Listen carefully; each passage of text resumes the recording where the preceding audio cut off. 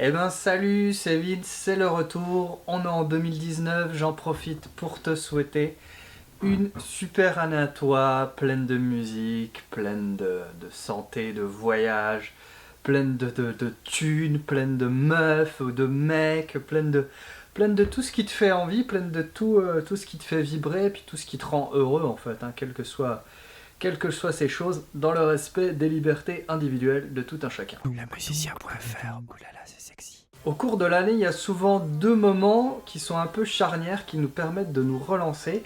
C'est la rentrée scolaire et le début de l'année. La rentrée scolaire, c'est toujours un peu particulier parce que quand t'es plus en cours, quand tu bosses toute l'année, que t'as pu et que t'es pas genre prof, ben voilà, t'es moins dans ce délire-là. Et je trouve que le début de l'année, c'est vraiment le moment pour se fixer ses objectifs et pour un petit peu penser à son année. Du coup, on va attaquer cette nouvelle année en essayant un petit peu de poser des bases saines pour l'année à venir, réfléchir à tes objectifs musicaux, puis moi je vais te parler aussi de mes objectifs musicaux. Alors déjà, je pense que c'est essentiel, je t'en ai déjà un petit peu parlé, d'avoir de véritables objectifs, des objectifs chiffrables, des objectifs mesurables, des objectifs où tu sais que à la fin de l'année, tu sais si tu les as réussis ou non, tu sais si tu as atteint ou non ce truc-là, et tu sais si tu l'as atteint dans une certaine mesure, si tu l'as vraiment totalement atteint, si t'es même allé au-delà de cet objectif, plutôt que juste dire,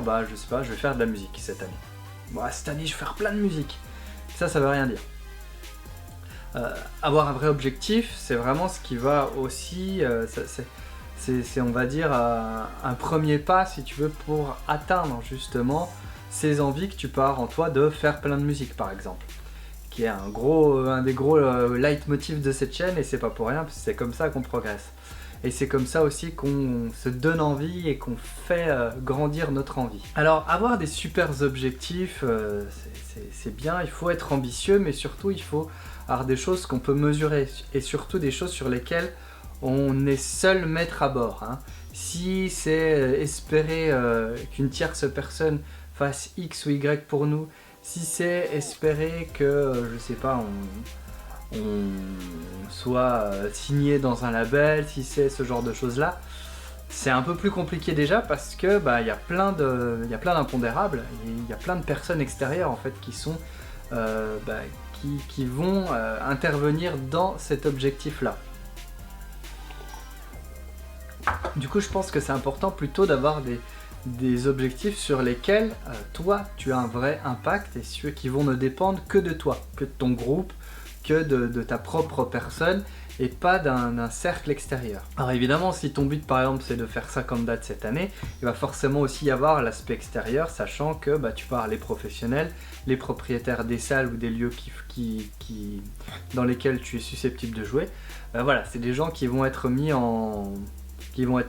dans la balance. N'empêche que le plus gros du boulot, ça va être à toi de le faire, ça va être de faire du booking par exemple, le truc le plus ingrat que aucun zikos ne souhaite réellement faire. Et c'est un peu là où on voit le tri entre les vrais qui ont envie et qui finalement s'en sortent, et les autres, cela dit en passant. Bon, alors moi je suis pas là-dedans, je suis pas dans une phase de développement de projet live. Ça viendra un jour, mais c'est pas encore le but cette année. Moi je vais te donner mes objectifs à moi, ça va te permettre peut-être de les mettre en perspective avec les tiens. Ils sont pas vraiment hiérarchisés, mais du moins ils sont plus ou moins chiffrés. Donc le premier objectif pour moi, c'est de faire 4 sorties cette année, donc sorties, j'appelle ça EP ou album, toujours à ma manière, à ma sauce, avec les qualités et les défauts qu'ont ma musique et mes productions. N'empêche que l'idée c'est de sortir tous les trimestres quelque chose, voilà. Il n'y a pas de vrai calendrier que j'ai posé, c'est peut-être une erreur, mais n'empêche que voilà, j'aimerais avoir sorti 4 EP ou albums, cette année, sachant que j'ai un album qui est à peu près dans les tuyaux, et ça fait quand même bientôt 2 ans que je l'ai composé, donc il est temps que je m'en débarrasse parce qu'il commence à me peser. On en a déjà parlé de ça, quand tu fais trop traîner les choses, c'est des projets, ils finissent par te ronger de l'intérieur et tu as besoin de t'en débarrasser parce que tu es trop chargé émotionnellement. Donc ça c'est un premier objectif. Donc à la fin de l'année, C'est un peu comme ça que tu sais que tu as posé un vrai objectif.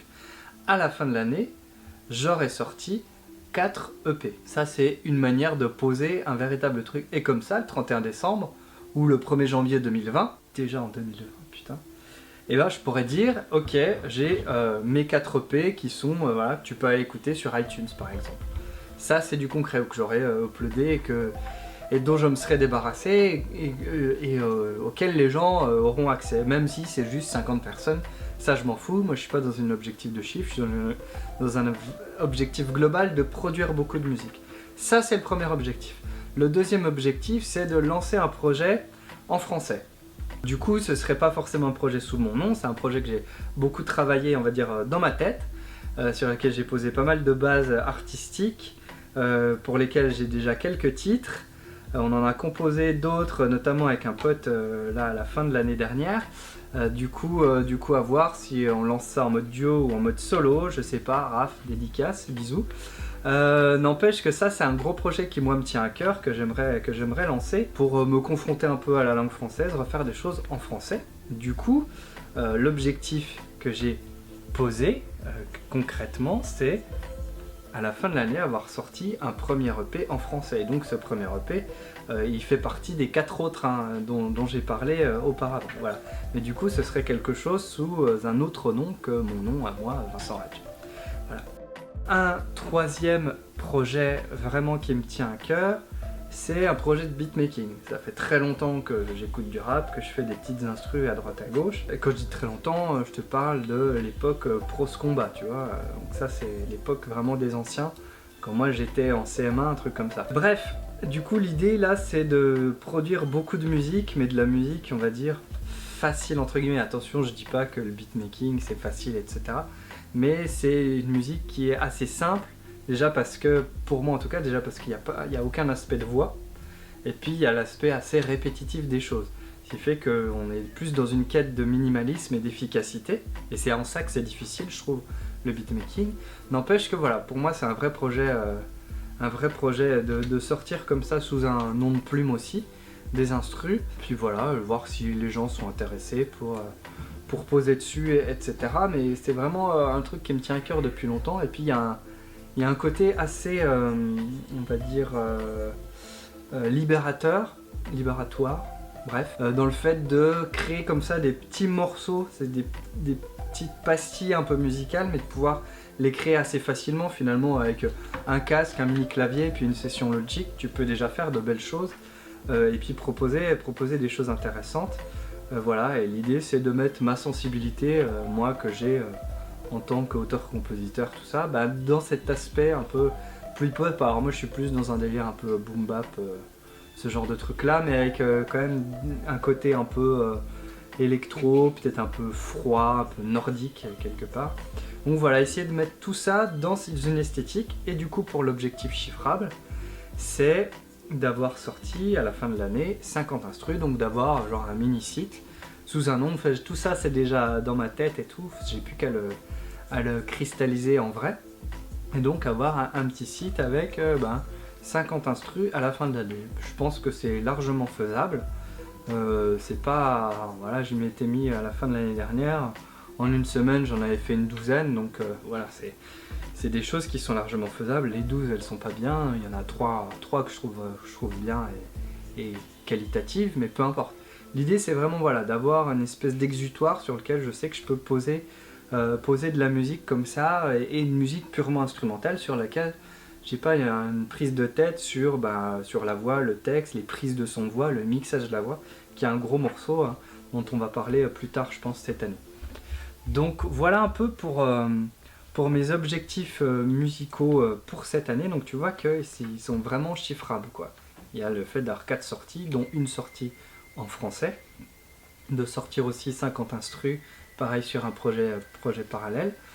C'est vraiment ça l'idée, c'est que j'ai des chiffres, et du coup je sais si j'ai atteint ou non ces chiffres. Ça fait un peu comptable sur les bords, n'empêche que c'est comme ça que tu sais que si tu as atteint ton objectif, ou si du moins tu t'en es rapproché.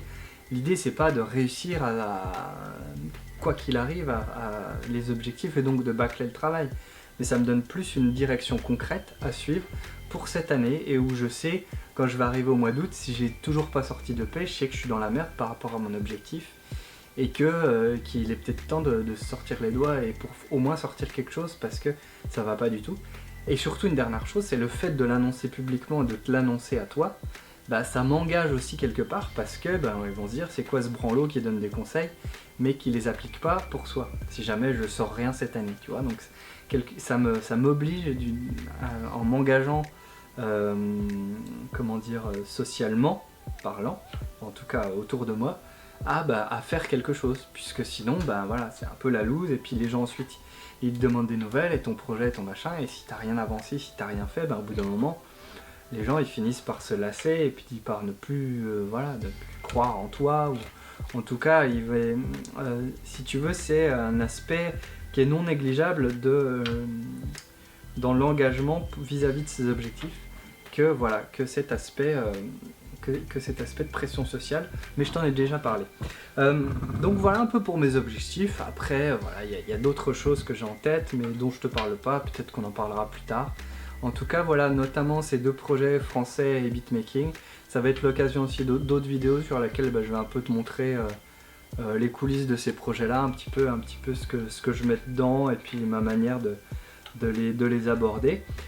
Voilà, et puis plein d'autres choses pour la chaîne. Ça, peut-être je ferai une vidéo dédiée, je sais pas trop si c'est le genre de truc qui t'intéresse. Il y a juste une chose, on a passé la barre des 5000 abonnés, et j'avais dit dans un commentaire à quelqu'un que si je passais les 5000 abonnés, on ferait une collab avec les gens qui le souhaitent. Donc on va mettre ça en place cette année, et puis voir si ça le fait un peu, on en fera d'autres.